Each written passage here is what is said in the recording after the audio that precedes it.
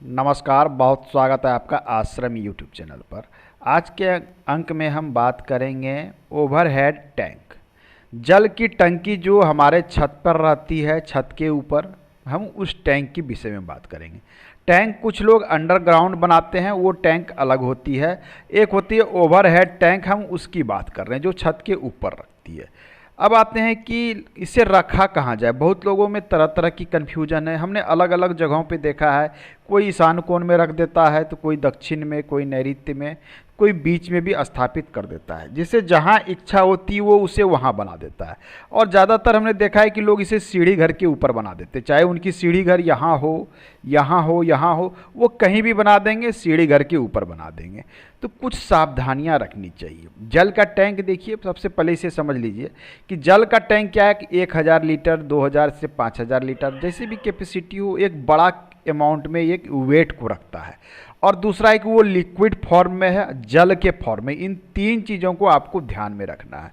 तो हमने देखा है कि कुछ लोग जो है धड़ल्ले से इसका निर्माण ईशान कोण वाले क्षेत्र में कर देते हैं। ये क्षेत्र होता है पूर्व और उत्तर का कोना, नॉर्थ ईस्ट जिसे कहते हैं। ये नॉर्थ ईस्ट लोग यहाँ पर इजी वे में बना देते हैं। कई लोगों की हमने छत पर देखा है। लोग अपने घर भी लेते जाते हैं, कहते हैं कि तू देखता है कि मैंने यहाँ पर बना रखा है। तो कहे कि आपने तो गुरुजी बताया है कि ये जल का स्थान होता है, हमने पेपर में भी पढ़ा है, आपने भी वीडियो में बताया है।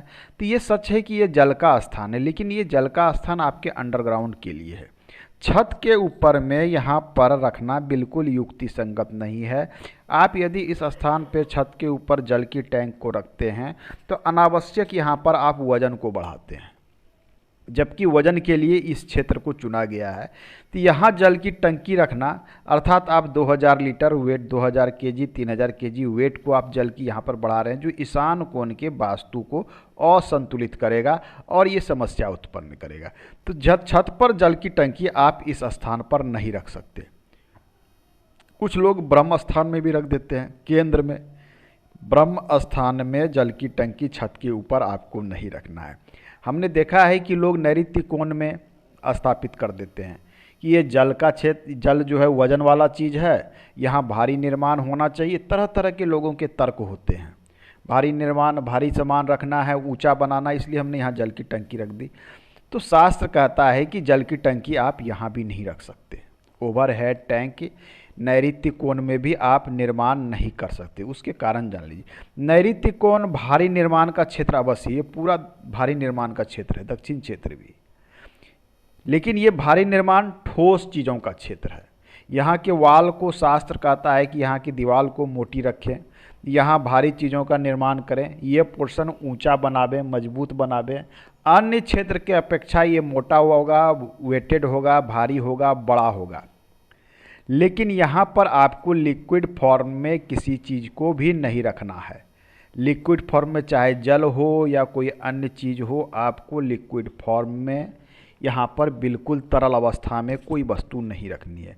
तो इस तरह आप यहाँ पर जल की टंकी हम जो है यहाँ पर भी नहीं रख सकते। जल की टंकी इस स्थान पर भी हम नहीं रख सकते। तो नैऋत्य कोण का भी स्थान आपका कट जाता है। इसी के साथ हम दक्षिण दिशा से भी कट जाता है कि यहाँ भी आप जल की टंकी नहीं रख सकते। अब आ रही है अग्निकोण की बात। तो अग्निकोण तो ऐसे ही ये अग्नि का क्षेत्र है। तो इस स्थान पे यदि आप जल की टंकी को रखते हैं तो एक दूसरे की विपरीत स्थिति उत्पन्न करेगा। एक साइड अग्नि है, दूसरे साइड जल है। दोनों की स्थिति जो है एक दूसरे के विरुद्ध है, एक दूसरे को शांत करने। अग्नि जल में देंगे तो अग्नि बुझेगा। तो एक दूसरे के विरुद्ध प्रकृति है। इसी ऐसी स्थिति में हम यहाँ पर भी नहीं रख सकते। तो देखिए, इतने स्थान तो आपके कट गए कि जल की टंकी आप इस क्षेत्र में नहीं बना सकते। यहाँ भी आपके कट गए वेटेड। अब आपके पास कुछ स्थान बच के आ रहे हैं। मैं बता दूं सर्वोत्तम स्थिति कहाँ होती है। सर्वोत्तम स्थिति की बात करें तो आप अपने मिडिल ये वेस्ट को देख लें। ये मिडिल वेस्ट है, ये आपका नॉर्थ वेस्ट है, भारी क्षेत्र। इन दोनों के बीच का स्थान सर्वोत्तम माना जाता है। आप वेस्ट में भी ना बनावे, ना ही नॉर्थ। इस स्थान पे आप जल की टंकी को रख दें, थोड़ा हटा के यहाँ रख दें, यहाँ रख दें। बिल्कुल वायु कोण में ना रखें, लेकिन इस स्थान पर आप जल की टंकी का निर्माण कर सकते हैं।